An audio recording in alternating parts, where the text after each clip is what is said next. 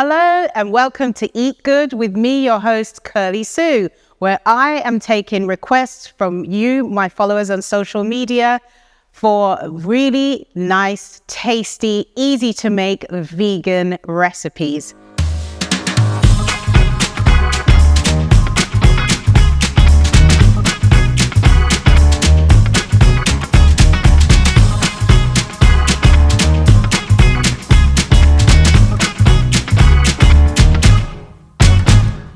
Today's recipe is one that's been requested, and it's raw taco meat. So this is one where it requires no cooking and it has lots of ingredients with full of flavor and nutrients, and it's just wonderful to make. So first of all, we're going to need a food processor.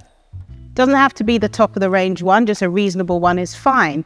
So the ingredients are carrot, pumpkin seeds, sunflower seeds, tomato, onion, garlic, lemon juice, a little bit of black pepper and salt, and some cayenne pepper or paprika. Either of those will be perfectly fine.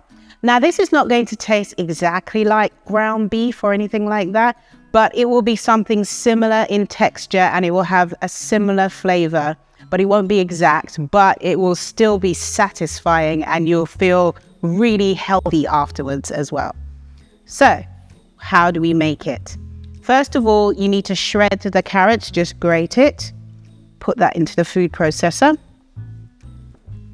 Chop up a couple of tomatoes, add that in there. Then you're going to add your pumpkin seeds, sunflower seeds, just a little lemon juice. You can use lemon juice or lime juice, either one is fine. A little bit of chopped onion, a little bit of chopped garlic, a pinch of black pepper and cumin, and also a touch of paprika and also some soy seasoning. Yeah, you can also use this as a kind of a base for what you want. And when it comes to the seasoning, you can switch it up to use the flavors that you love when you're making something like this. So, pop the lid on and blend.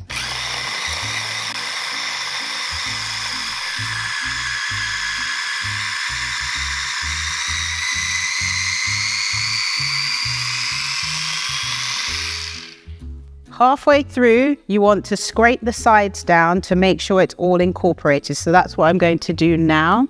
So you just take a spoon, push it all down. So that way you make sure all of the mixture is all incorporated right throughout. So it has a nice, lovely texture. Scrape it down.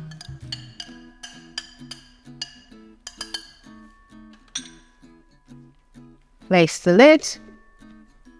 And here we go again.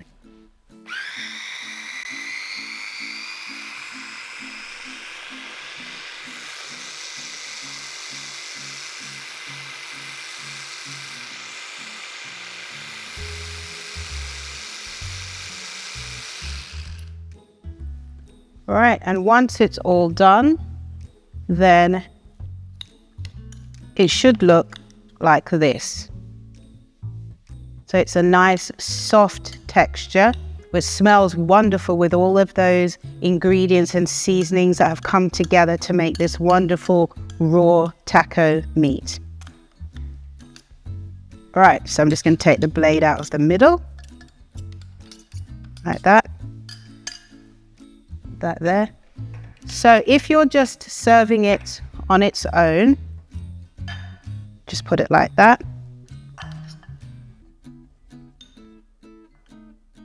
It will look something like this. If you want to, you can add a little bit of soy sauce if you want to give it a more of a brown color. If you want to, that will be perfectly fine.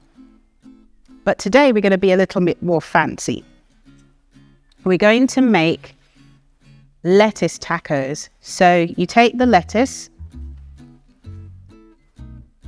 you add 1 tablespoon of the mixture, get it into the middle, and then you roll it up like this. Tuck in the sides and make sure you roll it tightly. Careful as you do it because you don't want it to crunch. And then you push a skewer through the middle. And that's your first one. In fact, we're going to put it on our plate, which is here. And then you keep going until you use up all of the mixture. So here's our second one. So again, you don't want to use too much mixture, otherwise it will bust out of its little covering. So you fold it over forwards first, and then the sides, like that. Make sure you hold it tight, and then roll it over and push the sides in as you go along. Keeping it tight. If it has a little hole in it, that's fine. It's not too bad. At the end of the world. Push the skewer in and place it on the plate. I'm going to do one more. So you take your mixture, put it in, fold it over, then fold the sides in, and then go forward like a forward roll. Roll it round, keep going till you reach the end, and push your skewer through like so. And then you're going to serve that with, you can use sweet chili sauce. You can push that forward. You can use sweet chili sauce or any similar sauce to sweet chili sauce. You put it here in front of me. And then you can also add a few little of these cute little tomatoes like that. I'll move this out the way so you can see. Sprinkle those around. And who said having raw food couldn't be tasty and colourful at the same time? And that's how you make raw taco meat. And if you want to have it fancy, in a roll-up lettuce taco like this, that's how you make it, serving it with the sauce as well.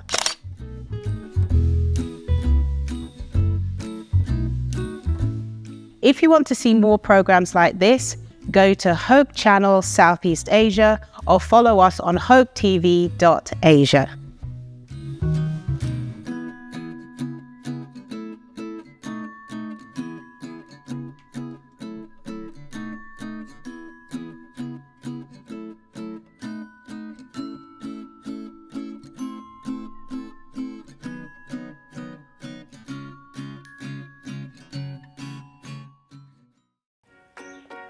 In my opinion, vegan diet is healthy and affordable, and I think it is our ideal diet.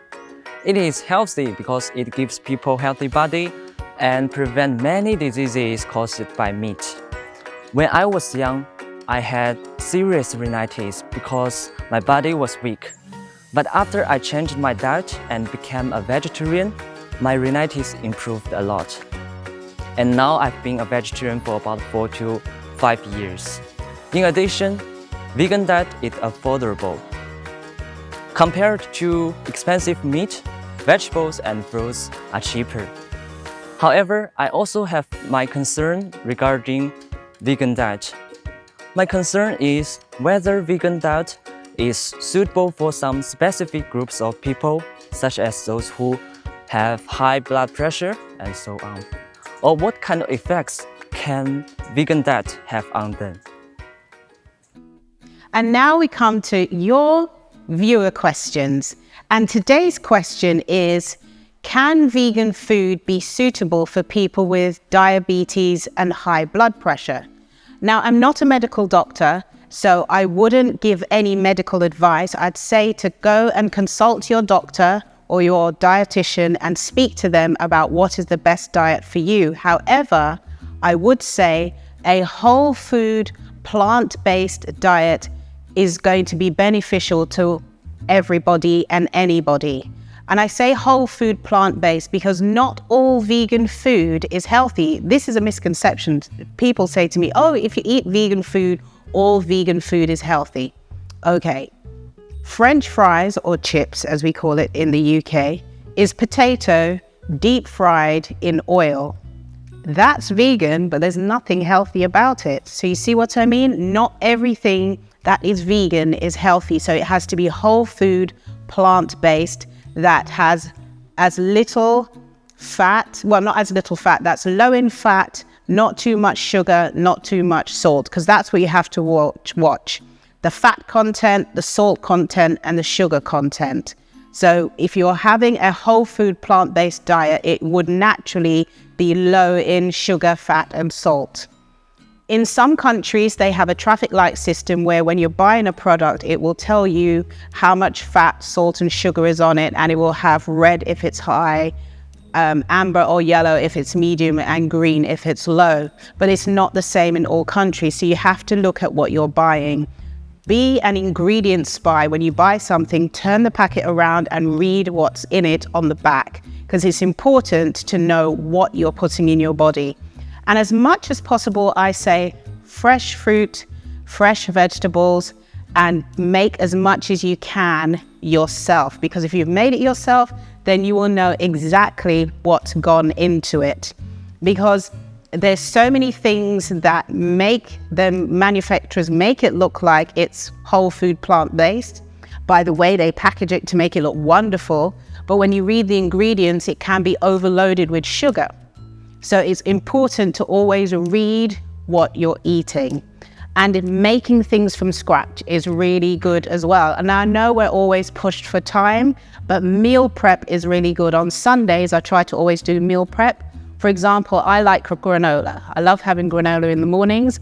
I will make it myself. It's actually not that difficult to make at all. So I would say, particularly if you have medical issues, try to eat as healthy as possible. Whole food, plant-based, fresh fruits, fresh vegetables, drink lots of water, get exercise. That will be great great healthy advice for anyone and everyone, because we all want to be healthy and nobody wants to be ill. So eating has a big impact on your health as well. So whole food, plant-based. When I say whole food, meaning less processed food, less packaged food. So if in your kitchen, most of what you're eating comes from a packet or a tin or a box, that's a problem. But if a lot of what you're eating is fresh from the market and you've got it in your fridge or in your vegetable rack, that is perfect for you. And that's the direction in which you need to go.